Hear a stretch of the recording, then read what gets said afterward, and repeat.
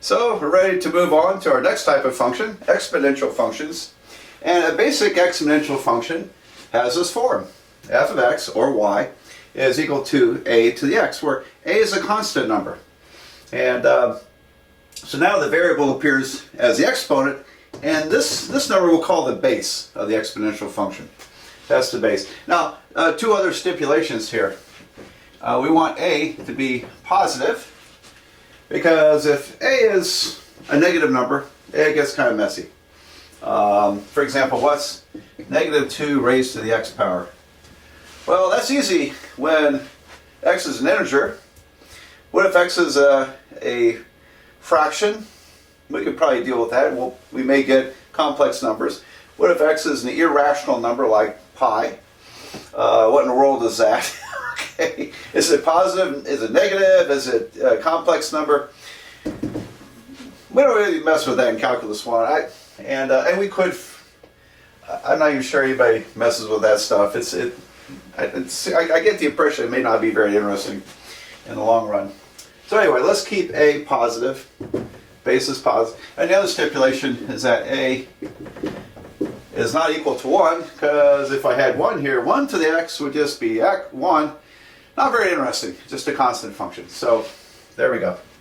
All right, now we want to figure out the derivative of this, so we can do calculus with it. And what in the world is the derivative? So you remember the definition of derivative? I'll write it up here. The limit. I'm sorry. Let me write f prime of x.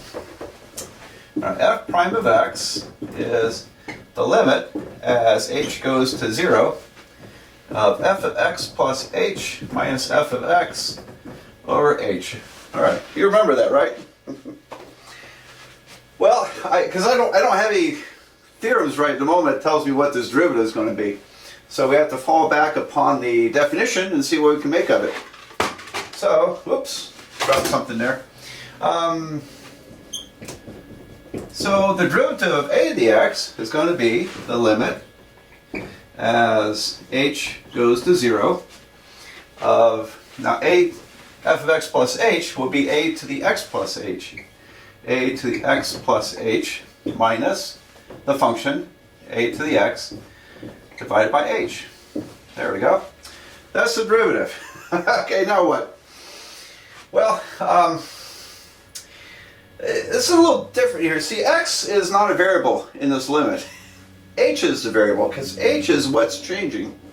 And so, as far as a limit of a function, if h is what's changing, I can factor out any term with constants or x's in it, because x is not changing here. So in other words, my long way of saying that, we can factor out a to the x. That'd be okay. So this is a to the x limit h goes to 0.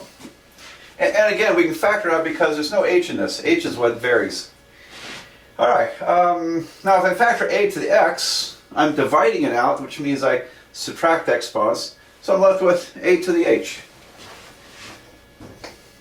Minus, factor a to the x, out of a to the x, I get 1 divided by h.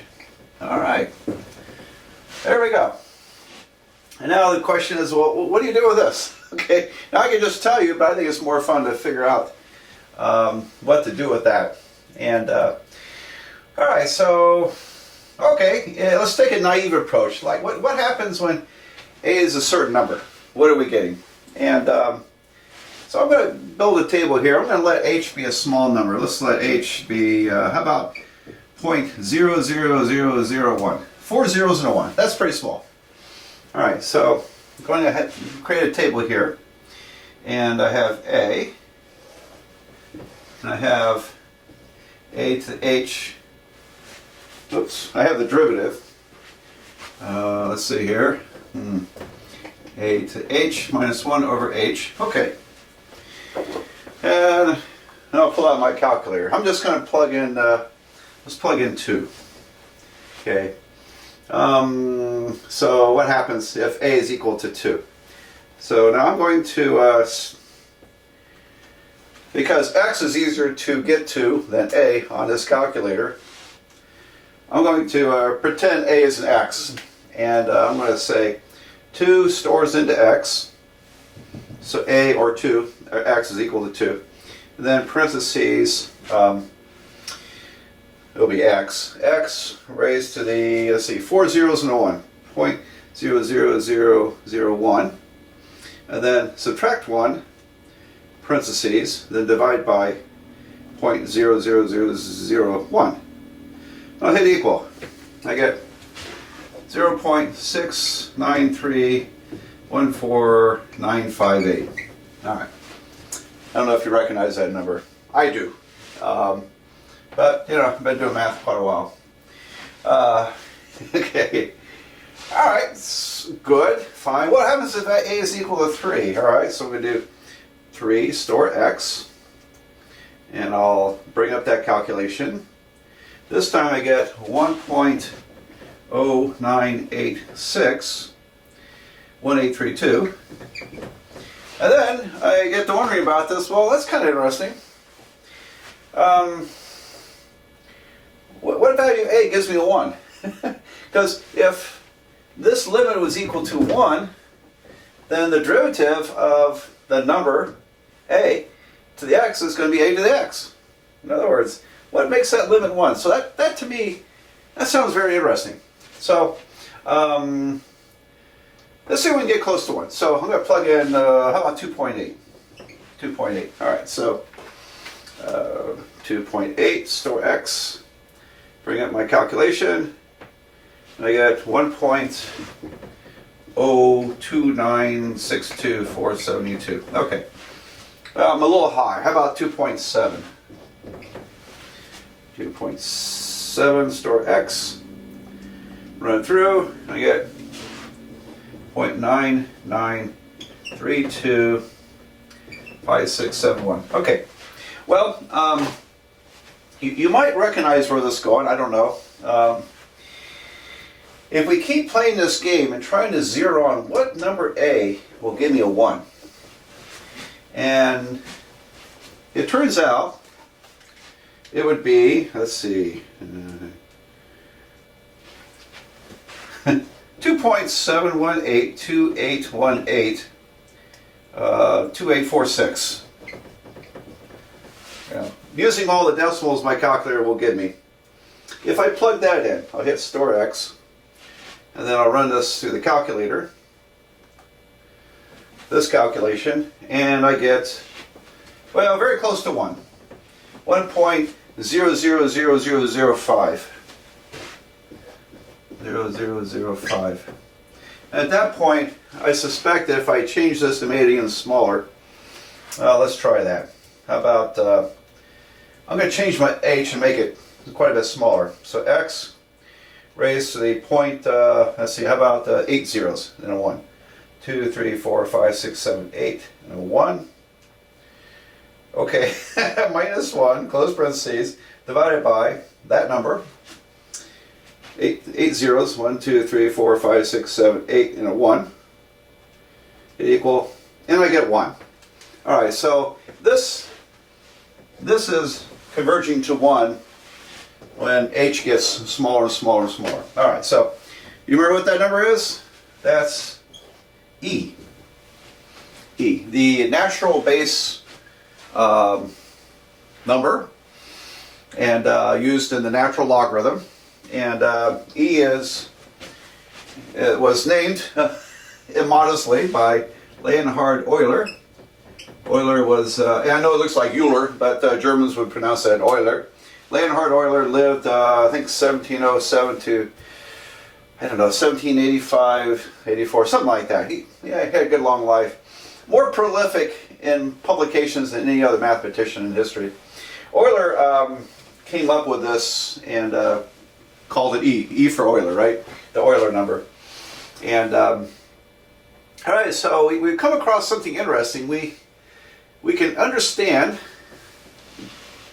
what the derivative of an exponential function is, but for right now we have to go through this limit.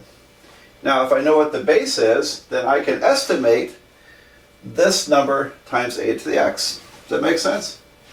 But this is a really huge thing, because when this equals to 1, that means a would have to be e. So here we have a big theorem. Let's see. Let me do some erasing. So, got all that down? Great. Okay, there it is. So if my exponential function has a base e, the natural base, the derivative of e to the x is simply e to the x. Isn't that amazing? This is a function, it's the only, we'll say non-zero function, because the derivative of 0 equals 0. It's the only non-zero function whose derivative is equal to itself. So its rate of change literally is the function. And so you can say that, and the graph looks something like this. There's 1, and 1 over here would be e, okay? So literally, the slope of the derivative at any point on this graph is the same as the function value. Pretty amazing, and which makes it very handy too. Now we really like the natural log function. We really like e to the x, and it's related to the natural log function. So I'll get into that in another videos, and because we want to tie our calculus to the e to the x function and also to the natural log function. And so we'll get into logarithms here pretty soon. But turns out to be very handy in many ways. And this shows up a lot. So you probably know, but just in case, you have an e to the x button on your calculator. And you'll get a lot of use out of it. Okay. Actually, the fact that its rate of change, or derivative, is equal to itself makes it very handy for predicting things that grow naturally. So I'll get into that later on too. Alright, now for now I'm going to just work a bunch of these derivatives, and then we'll do some integrals.